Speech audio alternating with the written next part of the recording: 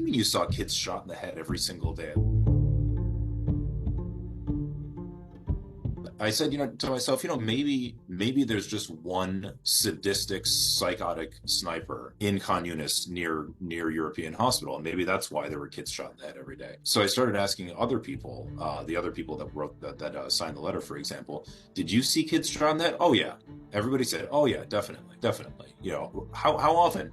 Every day, sometimes more than once a day. So for all of the people who've been to Gaza, I can't vouch for literally every single person, but for almost everyone who's been there, everyone that signed the letter certainly, to have seen children shot in the head in multiple different hospitals across multiple different time periods, and to see it on a regular basis, that means it's being tolerated, at the very least being tolerated by the Israeli army. The Israelis are not idiots. They know exactly what their soldiers are doing. It shows very clearly what the goal of the Israeli attack is, or rather what it's not. The goal of the Israeli attack is clearly not to get rid of Hamas. It's to get rid of the Palestinians. Me and 44 of my colleagues wrote a letter to the Biden administration. All of us had served in the Gaza Strip, and we thought it was important to tell the administration what we saw and what we think it means for U.S. policy towards Israel and the Palestinians. The main thing we wanted to emphasize to the administration was the use of force and the use of American weapons it's not only being directed at Hamas,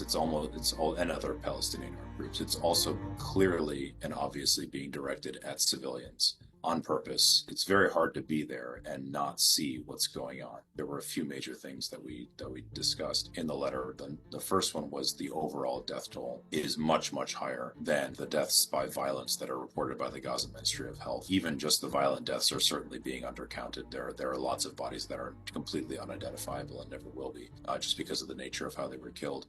But those numbers don't even attempt to take into account deaths from disease and starvation. In many wars, starvation is a byproduct of the war. But in this case, it's widely accepted that Israel is deliberately depriving Gaza of food. Israel is deliberately starving Gaza's population. The goal of the letter was to raise awareness and to make it very clear that even American physicians who are going there on the ground and seeing what happened, some of them are veterans, some of us are trauma surgeons, some of us are orthopedic surgeons, plastic surgeons, nephrologists, pediatricians, obstetricians, and gynecologists. Everybody has seen the same thing, and everybody's saying the same thing.